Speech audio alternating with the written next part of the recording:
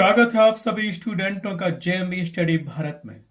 तो आज हम स्टडी करते हैं अंगद सर के साथ कक्षा 9वीं की गणित के अध्याय 6 रेखा और कोण का। ये रेखा और कोण का भाग नंबर 8 है, जिसमें हम जानेंगे प्रश्नावली 6.2 के भाग 1 में प्रश्न क्रमांक 1 और 2 का संपूर्ण हल। इससे पहले यदि आपने हमारे चैनल जेएमबी स्टडी भारत को सब्सक्राइब नहीं किया है तो प्लीज सब्सक्राइब कीजिए ताकि इसी प्रकार की सभी वीडियो आपको सबसे पहले मिल सके। तो आइए हम देखते हैं प्रश्न क्रमांक 1 और 2 क्या कहता है प्रश्नावली 6.2 का। तो देखिए प्रश्न क्रमांक 1 दिया गया है प्रश्नावली 6.2 का।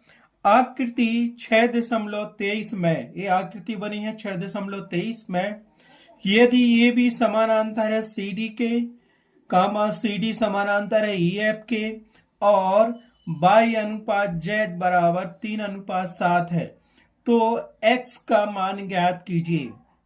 वो कह रहा है कि यहाँ हमें 3 रेखा दी गई है, AB रेखा दी है, CD रेखा दी है, EF रेखा दी है। वो कह रहा है कि ये AB रेखा समानांतर है CD के और CD रेखा समानांतर है EF के। यहाँ पे ये कोण बने हुए हैं x, y, z और इनका अनुपात हमें दिया गया है, y और z का अनुपात दिया गया है 3:7। ठीक है, तो जो हमें दिया गया है उसको हम लिख लेते हैं और जो हमें ज्ञात करना है वो भी हम लिख लेते हैं। फिर इस क्वेश्चन को हम सॉल्व करते हैं। ठीक है, हमें दिया गया है ए बी समानांतर है CD के और CD समानांतर है AB के। ए बी सी डी और EF 3 रेखाएं दी गई हैं और एक त्रियक रेखा हमें दी गई है, इसको हम PQ मान सकते हैं।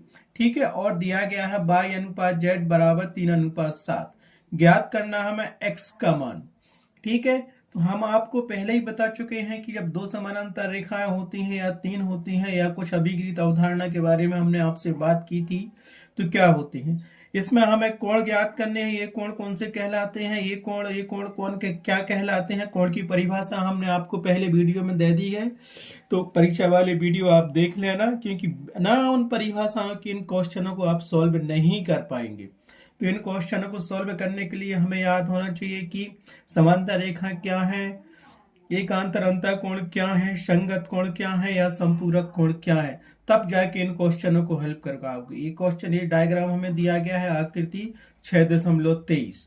तो हम इसको हल करते हैं, हमें जो क्या दिया गया है। ठीक है, तो सबसे पहले हम 2 रेखाएं लेंगे।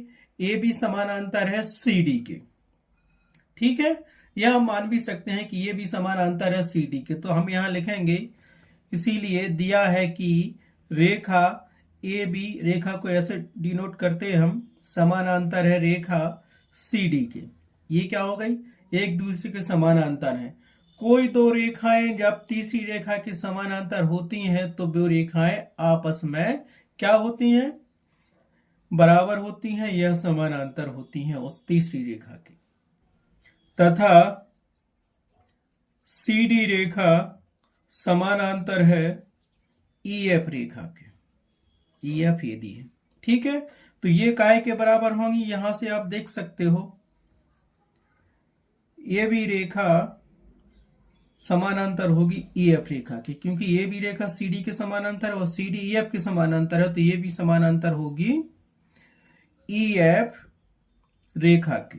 क्यों, रीजन आपको यहां देना पड़ेगा। रीजन क्या है वो हम लिख लेते हैं। क्या लिखा हमने, यदि ये भी समानांतर है CD के और CD समानांतर है EF के, तो ये भी समानांतर होगी EF के। क्यों, यदि कोई 2 रेखाएं तीसरी रेखा के समानांतर होती हैं तो वे दोनों रेखाएं तीसरी रेखा के समानांतर होंगी। ये हमने लिख लिया। और हमें क्या दिया था, y अनुपात z बराबर 3:7 दिया था, तो इसको हम मान लेते हैं। y बराबर 3a और z बराबर 7a। ये एक यहाँ पे अचर है, या के भी ले सकते हो, 3k और 7k। ठीक है, तो ये रीजन हमें इसका दिया गया है। अब हमें क्या दिया था, जो दिया था वो मान लेते हैं। माना y अनुपात z बराबर 3:7 है, तो हमने माना y बराबर 3a एवं z बराबर 7a, ये हमने मान लिया। ठीक है, क्या किया, मान लिया। क्यों मान लिया, अब देखो यहाँ दिया है एंगल x, ये दिया है एंगल y और ये दिया है एंगल z। तो यहाँ हमने माना y बराबर 3a, तो यहाँ पे क्या हो जाएगा, y बराबर जो कोण है वो अपना क्या मिल जाएगा, 3a मिल जाएगा। और ये दिया है z, तो z बराबर हमने मान लिया 7a, क्योंकि ये रेशियो दिया था अपने पास 7a, ये वाला एंगल 7a हो गया, ये हो गया हमारे पास 3a। x का मान ज्ञात करना है तो इन एंगल को ज्ञात कर लेंगे। ठीक है, तो यहां हम देखेंगे कि क्या देखोगे, यहां से दो समानांतर रेखा ए बी और सी डी है और एक ये तिर्यक रेखा खींची है, और इस तिर्यक रेखा के एक तरफ जो कोण बने होते हैं, जो एक्स वाई बने हैं कोण, ये क्या कहलाते हैं, आप बताइए हमें। अगर आपने परीक्षा वाला वीडियो देखा होगा तो बता देंगे आप। ये कहलाती है तिर्यक रेखा के एक ही तरफ बने कोण अंतः कोण संपूरक कहलाते हैं। एक तिर्यक रेखा के अंदर जो कोण बने होते हैं वो अंतः कोण क्या कहलाते हैं, संपूरक कोण कहलाते हैं। मतलब ये दोनों कोण आपस में मिलके क्या बनाते हैं, 180 अंश का कोण बनाते हैं। ठीक है, तो ये कोण हमें x दिया था और ये y दिया था, तो हम लिख लेंगे, इसीलिए चित्र से स्पष्ट है। क्या लिखोगे यहाँ, इसीलिए कोण x प्लस y बराबर 180 अंश। क्यों, रीजन यहां दोगे, एक तिर्यक रेखा ए बी और सी डी के बीच में बने हुए हैं, तो ये तिर्यक रेखा क्या दिया, एक तिर्यक रेखा ए बी समानांतर है सी डी के, तो ये भी रेखा सी डी, इन दोनों के बीच में एक तिर्यक रेखा खींची है और इसकी एक तरफ एक कोण बने हैं अंतः कोण एक्स वाई, इनको हम क्या कहते हैं, संपूरक कोण कहते हैं। और एक जब दो समांतर रेखाओं को एक तिर्यक रेखा काटती है तो उसके अंतर्गत जो कोण बनते हैं वो संपूरक कोण कहलाते हैं। और हम जानते हैं दो संपूरक कोणों की माप 180 अंश के बराबर होती है। तो लिख दो यहाँ पे वो रीजन। हमने दो रेखा ली, रेखा ए बी और सी डी एक दूसरे के समानांतर है। इन दोनों रेखाओं को एक तिर्यक रेखा एक काट रही है और इसके तिर्यक रेखा के अंदर जो एक ही तरफ कोण बने हैं ये अंतः कोण क्या कहलाते हैं, संपूरक कोण कहलाते हैं। हमें एक्स वाई जेड की वैल्यू पता चल जाएगी, तब तो हम एक्स का मान निकालेंगे, एक्स का कोण कितना बना हुआ है। तो हम जानते हैं ये अंतः कोण संपूरक कोण है, उस दोनों संपूरक कोणों का योग 180 अंश के बराबर होता है। एक तिर्यक रेखा के एक तरफ के अंतः कोण संपूरक कोण होते हैं और हम जानते हैं दोनों संपूरक कोणों का मान कितना होता है, 180 अंश के बराबर होता है। अब देखो, हमने अनुपात दिया था हमें y अनुपात z बराबर 3 अनुपात 7, तो हमने y बराबर मान लिया था 7a, सॉरी y बराबर मान लिया था 3a और z बराबर मान लिया था 7a। तो यहाँ पे हम a की वैल्यू रख सकते हैं। a की वैल्यू रखोगे तो क्या मिल जाएगा, सॉरी y की वैल्यू रख सकते हैं, तो हमें यहां से मिल जाएगा x प्लस y का मान रख दो 3a बराबर 180 अंश। ठीक है, अब चाहो तो हमें x की वैल्यू ज्ञात करनी है तो वो यहीं से आप कर सकते हो, नहीं तो एक स्टेप और बढ़ा लो, तो x बराबर हमें मिल जाएगा कितना, 180 अंश माइनस ये प्लस का 3 ये था उस तरफ गया तो हमारे पास -3 हो गया और इसको दे दिया समीकरण 1। क्यों, ए की वैल्यू हमें ज्ञात करनी है और यहाँ ज्ञात है नहीं, अभी तो हमने रेखा ए बी और सी डी ली थी। अब लेंगे हम रेखा, क्या करेंगे, ए बी रेखा समानांतर है सी डी की, ये कर लिया। अब हम करेंगे कि सी डी रेखा समानांतर है ई एफ की, तो यहां से फिर हम निकालेंगे, है ना, एक कौन से कोण निकालेंगे, क्योंकि यहां तो कोण दिया नहीं है और यहां कोण दिया नहीं है। अगर ये लेंगे तो हम ये कोण निकाल लेंगे, क्या निकालेंगे, बाई और जेड वाला कोण निकाल लेंगे। एक कोण ये बना है इस तरफ और एक ये बना है इस तरफ, तो ये एकांतर कोण कहलाते, एकांतर अंतर कोण, इन दो रेखाओं के बीच में बने कोण। ठीक है, आया समझ में समीकरण 1, क्योंकि हम x का मान ज्ञात करना समीकरण 1 बना लिया, रेखा दो रेखा लेके, ये भी रेखा और सी डी रेखा लेके। अब हम क्या करेंगे, सी डी रेखा और ई एफ रेखा लेंगे। उसने कहा कि सी डी समानांतर है ई एफ रेखा की, तो हम इन दोनों रेखा से एक इक्वेशन बनाते हैं, क्या बनता है। ठीक, आया समझ में, तो यही चित्र बना था, रफ में देख लिया, ए बी और सी डी समानांतर है ई एफ के, ए बी समानांतर है सी डी को, सी डी समानांतर है ई एफ रेखा की। एक तिर्यक रेखा है, एक कोण x था, एक कोण y था, एक कोण z था। z बराबर अपना था 7a और y बराबर अपन ने निकाला था 3a। ठीक है, तो अब हम क्या करेंगे, अभी तो हमने देखा कि ये भी समानांतर है सी डी के, तो एक इक्वेशन बना। अब हम करेंगे कि सी डी रेखा समानांतर है ई एफ की, तो उससे एक इक्वेशन बनाते हैं। क्या अब लिखना, अब CD रेखा समानांतर है EF के, ये दिया है हमें। समानांतर है तो क्या करेंगे, बराबर है एक दूसरे के। अब देखो तो यहां से हमें मिलेगा, क्या मिलेगा, y प्लस जेड बराबर 180 अंश। अब ये कहां से आ गए 180 अंश, तो यहां हम रीजन देंगे, क्या रीजन देंगे बताओ हमें। तो हमने क्या लिखा, y प्लस जेड बराबर 180 अंश। तो यहाँ रीजन दे देना एकांतर कोण, क्योंकि ये कोण एक त्रियक रेखा पे बने, एक त्रियक रेखा ए दी है और CD और EF एक समानांतर रेखा है, और एक कोण ये बना और एक ये बना, तो ये क्या हो गया, एकांतर कोण से इन दोनों कोणों का मान 180 अंश के बराबर होता है। कैसे, एकांतर कोण आपस में बराबर होते हैं। मान लो ये 90 डिग्री का है तो ये 90 डिग्री का होता है, तो यहां लिख सकते हो आप, जब एक तिर्यक रेखा दो समांतर रेखाओं को काटती है तो उसके एकांतर अंतःकोणों का योग 180 अंश के बराबर होता है। तो यहां तुम यही कंडीशन रख सकते हो कि अंतःकोण का योग क्या होता है, 180 अंश के बराबर होता है। तो यहां लिख दो एकांतर अंतःकोण, एकांतर कोण से भी लिख सकते हो, एकांतर कोण से इतना भी लिख सकते हो, चल जाएगा। ठीक है, अब यहां हमने y प्लस जेड क्यों किया, क्योंकि ये कोण y दिया है और ये कोण हमें z दिया है, और हमने माना था कि y बराबर 3a और z बराबर 7a, अनुपात अपन को दिया था, तो इसमें रख दो। तो यहां से मिल जाएगा हमें 3a प्लस 7a बराबर 180 डिग्री। तो यहां से 3a और 7a अपने पास क्या हो जाएगा, 10a, और ये मिल गया हमारे पास 180 डिग्री मतलब अंश। तो हमारे पास ये क्या मिलेगा, एक ही वैल्यू हम यहां से निकाल लेंगे।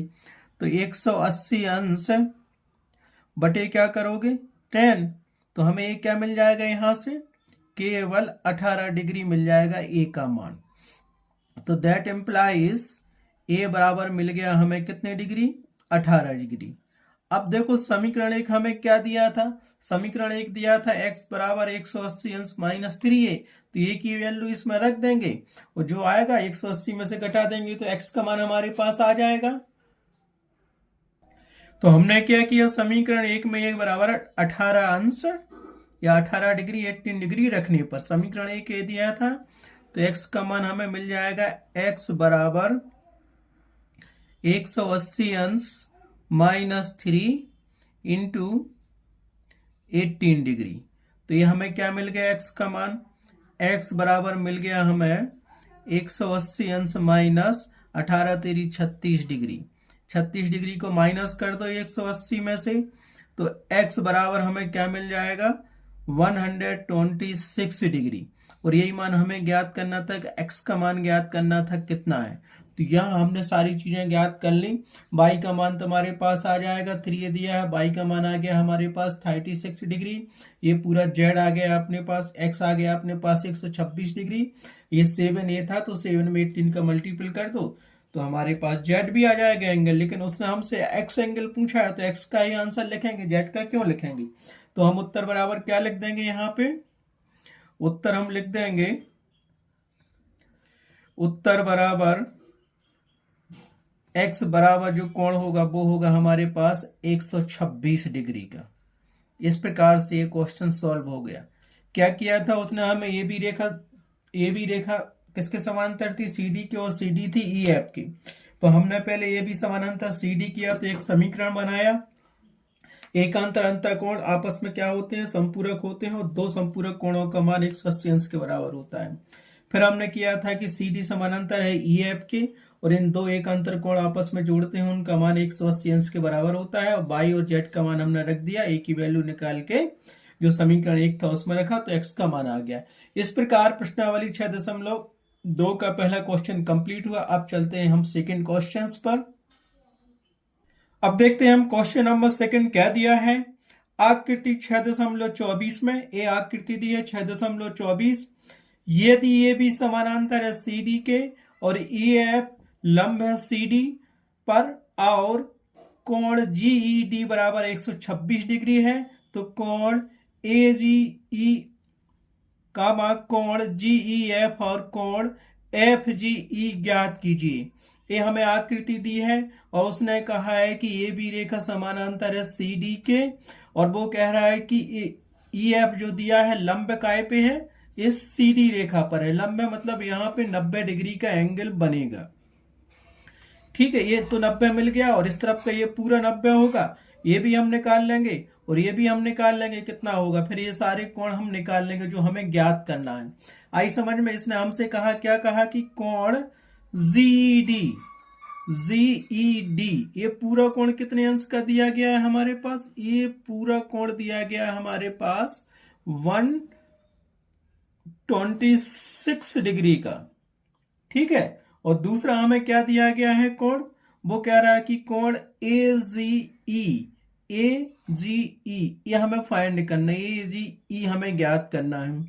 और फिर हमें एक कोण और ज्ञात करना है ZEF, मतलब ये वाला इतना सा कोण भी ये ज्ञात करना है, ये वाला कोण भी ज्ञात करना। फिर कह रहा है कि कोण FGE मतलब F और G इसके अंदर वाला ये कोण भी ज्ञात करना है। तो 3 कोण हमें फाइंड करने हैं। एक तो ये वाला कोण फाइंड करना है, दूसरा ये करना, तीसरा ये करना। और हमें केवल एक कोण दिया गया है 126 डिग्री का, और दूसरा उसने हमसे बोल दिया है कि EF लंब है CD रेखा पर। तो ये वाला जो कोण बनेगा ना अपना, ये वाला, ये तो 90 अंश है ही, ये 90 अंश है। और ये हम जानते हैं कि ये पूरा कोण भी 90 अंश होगा। और हमें ये दिया गया पूरा कोण यहां से लेकर यहां तक का कितना दिया, 126 डिग्री का। तो हम जानते हैं क्या करेंगे हम यहाँ पे, एक तो ये दिया है EG, अगर चाहो तो रेखे के कोण से हम इस कोण का मान निकाल सकते हैं। इस कोण को प्लस ये करेंगे बराबर 180 अंश कर देंगे तो ये निकल आएगा। जब ये निकल आएगा और ये पूरा दिया है तो हम ये भी निकाल लेंगे। आया समझ में। बहुत ही सिंपल है। अगर चाहो तो मान निकाल लो यहाँ पे, बाद में इसमें लिख लो क्या क्या कंडीशन आपको करनी है। समझ रहे ना। तो जो हमें दिया गया है पहले उसको लिख लेते हैं, और जो फाइंड करना वो उसको यहाँ पे लिख लेते हैं हम। ठीक है, अब यहाँ देखो हमें क्या क्या दिया था वो हमने लिख लिया कि ये भी समानांतर है CD के, और EF लंब है CD पर, तथा कोण GED दिया 126 अंश। ज्ञात करना है कोण AGE, कोण GEF और कोण FGE ज्ञात करना है। तो यहाँ देखो जो हमें दिया गया है, रेखा CD पर लंब है EF। लंब का मतलब होता है ये दोनों तरफ 90 अंश के कोण बनाते हैं। ठीक है, तो हमें ज्ञात करना था ये कोण, तो हम इसी से निकाल सकते हैं। क्या है कि जब है बिंदु EF लंब है रेखा CD पर, तो ये 90 अंश का कोण है। और हमें पूरा एंगल क्या दिया गया है, ZED दिया गया 126 अंश। तो यहां से लिख लो। अब क्योंकि यहां लिखो EF लंब है CD पर, तो ये तो लिख लिया। और क्या है, दिया है, हमने अलग से कुछ नहीं किया। यहाँ पे ये दिया है, ये भी लिख दिया। जब वो लंब है CD रेखा पर EF, तो ये वाला कोण बनेगा FED। क्या बनेगा, FED। तो वो कितने अंश का होगा, इसीलिए कोण FED बराबर होगा 90 डिग्री का। मिल गया, ये तो 90 डिग्री का हो गया। जो हमें दिया था एंगल उसको लिख लेते हैं। अब जो एंगल दिया था, अब देखो क्योंकि हमें दिया गया है एंगल ZED कितना दिया गया है, 126 डिग्री। ये भी दिया है, ये दिया है, दिया कि नहीं दिया। ठीक है, ZED ये एंगल पूरा दिया है। तो ये एंगल कितने एंगलों को मिलकर बना हुआ है, एक तो एंगल ZEF और दूसरा FED एंगल को मिलकर बना हुआ है। उसका मान 126 है। तो इसकी जगह पे क्या लिख सकते हो आप, बताओ मुझे। इसकी जगह पे आप लिख सकते हो दैट इंप्लाइज एंगल ZEF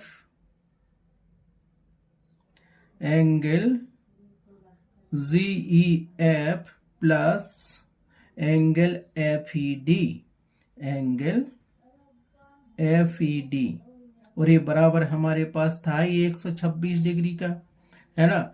चाहो तो यहां लिख सकते हो रीजन, क्योंकि हमारे पास जो एंगल दिया है, कौन सा दिया था, एंगल ZED बराबर 126। तो इसको हम लिख सकते हैं angle ZEF plus angle FED, ये लिख सकते हैं। ठीक है, तो हमने ये ज्ञात कर ही लिया है कि जब EF लंब है CD रेखा पर तो कोण हमारे पास FED 90 बनेगा और GED 126 दिया ही था। तो ये ठीक है, ये हो गया हमारे पास angle GEF plus angle FED बराबर 126 अंश, क्योंकि हम जानते हैं कि कोण GED बराबर कोण GEF प्लस कोण FED होता है। तो हमने क्या किया कि कोण GED की जगह पे ये वैल्यू रख दी, यहाँ रख दी मैंने। और हम समीकरण 1 से क्या जानते हैं कि कोण FED बराबर 90 डिग्री है, तो कोण FED बराबर 90 रख दो। तो यहाँ से हमें क्या मिल जाएगा, कोण GEF प्लस 90 अंश बराबर 126 डिग्री। रीजन देना हो तो दे दो, क्योंकि समीकरण 1 से इतना ही लिख दो। समीकरण 1 से क्या लिख दें, क्योंकि समीकरण 1 से हमें दिया है FED, एक कोण दिया है, कितने 90 डिग्री का दिया है। क्यों दिया है 90 डिग्री का, क्योंकि EF लंब थी CD रेखा पर, तो ये मिल गया हमें। अब यहां से इसको सॉल्व कर लो तो एक एंगल तो यहीं फाइंड हो गया अपने पास, कोण GEF बराबर मिल जाएगा 126 डिग्री, और 90 यहाँ प्लस का है तो उस तरफ भी जाएगा तो माइनस का हो जाएगा। सो हमें मिल गया एक कोण GEF बराबर 36 डिग्री मिल गया है। 36 डिग्री, सॉरी थोड़ा देखते हैं हम क्या मिल गया। एक कोण हमें मिल गया एंगल GEF बराबर 36 डिग्री मिल गया। एक एंगल तो हमें यही फाइंड करना था, एक तो मिल गया। अब दो एंगल और बचे हैं, वो कैसे फाइंड करोगे। डायग्राम आपके पास था ही, रफ में हम फिर से बना लेते हैं। क्या डायग्राम था, तो हमने क्या किया, ये वाला एंगल था, जो ये वाला एंगल कितना निकला अपना 36 डिग्री निकल आया। अब चाहो तो तुम ये एंगल अपने आप निकाल सकते हो, लेकिन ये एंगल हमें फाइंड नहीं करना था। हमें एंगल कौन सा फाइंड करना था, हमें एंगल GEF तो निकाल लिया, GEF एंगल हमने निकाल लिया हमारे पास, और दूसरा एंगल हमारे पास निकालना था एंगल FGE, ये वाला एंगल निकालना था। और एक और हमें एंगल निकालना था, क्या निकालना था, एंगल AGBBG है। अब देखो यहाँ पे जेड नुमा आकृति बनती है, ये वाली, ये वाली। तो ये एंगल कितना 126 डिग्री दिया है, तो ये एंगल कितना होगा 126 डिग्री होगा, क्योंकि ये दो समानांतर रेखाएं हैं और एक तिर्यक रेखा। मान लो इसको यहाँ बढ़ा देते हैं, यहाँ बढ़ा देते हैं, तो कट करेगी तो ये एकांतर अंतःकोण हो जाएंगे। और हम जानते हैं कि एकांतर अंतःकोण क्या होते हैं, आपस में बराबर होते हैं। तो हमने ये एंगल निकाल लिया, ए से निकल आएगा, और एक एंगल और हमें फाइंड करना है तो वो हम निकाल लेंगे, एंगल ए वाला। तो पहले ये निकालते हैं, क्योंकि इसमें सिंपल है, कुछ नहीं, एक एंगल तो हमने निकाल लिया। तो यहां लिख लो। अब देखो, क्योंकि एंगल ए मतलब कोण AGE बराबर होगा, समझ में आया, कोण AGE मतलब ये वाला कोण बराबर होगा इस वाले कोण की। ये कौन सा कोण है, कोण GED के, कोण GED के। क्यों, क्योंकि रीजन आप दे सकते हो, दोनों क्या है, एकांतर अंतःकोण है। यहां रीजन दे तो बराबर क्यों होंगे, क्योंकि दोनों, यहां लिख दो, एकांतर अंतःकोण है, एकांतर अंतःकोण से। ये दोनों कोण क्या है, एकांतर अंतःकोण है। ये वाला कोण जेड नुमा आकृति बनी है, तो ये वाला कोण और ये वाला कोण क्या होगा, एकांतर अंतःकोण हो गए। और एकांतर अंतःकोण की परिभाषा जानते हैं, ये दोनों कोण आपस में बराबर होते हैं। तो हमारे पास 126 डिग्री था, तो यहां से हमें ये क्या मिल जाएगा, कोण AGE बराबर 126 डिग्री आ गया। एक कोण भी हमने ज्ञात कर लिया, बस एक कोण बचा है। तो ये कोण भी अपना कितना हो गया, 126 डिग्री। अब बचा केवल ये कोण, ठीक है, लेकिन रीजन तो एकांतर कोण से बराबर हो गए। ये देना पड़ेगा हमें रीजन, क्योंकि कोण ZED बराबर हमें कितना दिया था, 126 डिग्री दिया था। हो गया। अब हमें ये कोण ज्ञात करना, कौन सा कोण ज्ञात करना, ये कोण ज्ञात करना। तो चाहो तो यहाँ पे रेखे युग्म वाली परिभाषा लगा दो, है ना। दोनों कोणों का ये कितना होगा, 180 अंश के बराबर होता है। माना कि ये पूरी रेखा है AZB, अब F को छोड़ दो, AZB, तो ये वाला कोण 126 है और ये वाला कोण ऐसा ही लिख देंगे और बराबर कर देंगे 180 अंश के। तो यहाँ पे कोण क्या बनेगा, एक कोण तो तुम्हारे पास हो गया है कोण AZE वाला है, और ये दोनों बराबर हो गए थे। तो यहाँ परिभाषा रखेगी, रेखे के में कोण से एक रेखा AB है, उस पे तिर्यक रेखा खींची है, उसका एक कोण 126 डिग्री का है और ये दूसरा कोण हमें ज्ञात करना है, बराबर होता है 180 अंश के। तो ये कोण हमारे पास क्या हो जाएगा, FGE ज्ञात करना था, ये G दिया है तो FGE, यही कोण बन गया इस रेखा पे। तो ये फाइंड करना है और ये हमारे पास दिया ही था रेखा पे। सो चाहे तो रेखा युग्म का भी गीत लगा दूं या कुछ और लगा दो, तो हम एंगल लिखेंगे AZE प्लस एंगल FGE, ये वाला एंगल, ठीक है, बराबर होगा 80 अंश के। अब बी को छोड़ो, यहां तक ले लो, उसको भी लिख सकते हैं। अब तो यहां लिख लो। अब हम क्या करेंगे, अब हम यहां लेंगे यहां से कोण AZE प्लस कोण AZE प्लस कोण FGE बराबर होगा 180 डिग्री। क्यों बराबर होगा, अब देखो यहां से, माना कि एक रेखा खींची है, उस पे एक तिर्यक रेखा ये थी, तो ये वाला कोण और ये वाला कोण बराबर होते हैं 180 अंश के। तो यही दिया था हमें, ये दिया था G और ये हमें यहाँ दिया था F, है ना, और ये तुम्हारा E था, है ना। तो ये रेखा ऐसी बढ़ा दो तो ये रेखा बन गई ना एक, इस रेखा पे दो कोणों का योग 180 अंश के बराबर होता है, और इसको हम क्या लिखते हैं, रेखिक युग्म अभिग्री से। तो यहां तुम रीजन दे सकते हो कि ये हमने क्यों किया, इसको यहां तुम लिख दो रेखिक युग्म कोण से, रेखिक युग्म कोण से। क्या लिखोगे, रेखिक युग्म कोण से। हो गया, ये रेखिक युग्म कोण से हमने लिख दिया।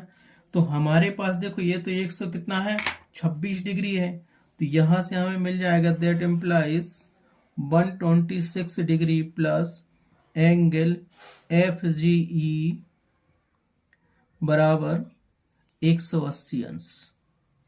हमने आपको रेखिक युग्म कोण की परिभाषा बताई है, तो यहां से हमें कोण मिल जाएगा FGE बराबर 180 डिग्री में से माइनस कर देंगे 126 डिग्री। तो यहां से हमें क्या मिलेगा, एंगल FGE बराबर मिल जाएगा, अब बताओ 126 माइनस हो रहे हैं इसमें से, तो कितना मिलेगा, 54 डिग्री। आया समझ में।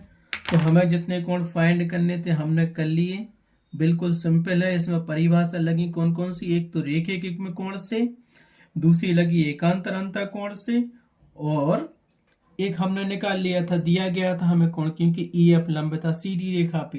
तो जब लंब की बात आती है तो वो कोण हमें 90 डिग्री का मिलता है, तो उत्तर बराबर आप यहाँ लिख सकते हो। तो उत्तर यहाँ पे हमने क्या लिख दिया आपको, एंगल AZE हमारे पास आ गया था 126 डिग्री, और एंगल GEF अर्थात कोण GEF हमारे पास आया था 36 डिग्री, और ये अभी हमने निकाला एंगल या कोण FGE बराबर 54 डिग्री। ठीक है, तो पहले डायग्राम देख के ही आप उसका आंसर निकाल लो। लिखना तो सिंपल होता है कि हमें कहां से क्या लिखना है। तो हमने इस क्वेश्चन में क्या किया है कि प्रश्न नंबर 2 में 3 परिभाषाएं लगाई हैं। एक तो एकांतर अंतः कोण की लगाई, और दूसरी रेखा युग्म कोण की लगाई, तीसरी सीधी रेखा पर एक रेखा लंब है EF। तो जब लंब होती है किसी भी रेखा पे कोई भी बिंदु या लाइन या किरण, तो वहां 90 डिग्री का कोण बनता है। ठीक है, इस प्रकार से प्रश्नावली 6.2 के क्वेश्चन नंबर 2 कंप्लीट हुआ। इसका पहला क्वेश्चन इंपोर्टेंट है। आज की वीडियो में बस इतना ही। नेक्स्ट क्वेश्चन प्रश्नावली 6.2 के हम नेक्स्ट वीडियो में देखेंगे। Thanks for watching my video.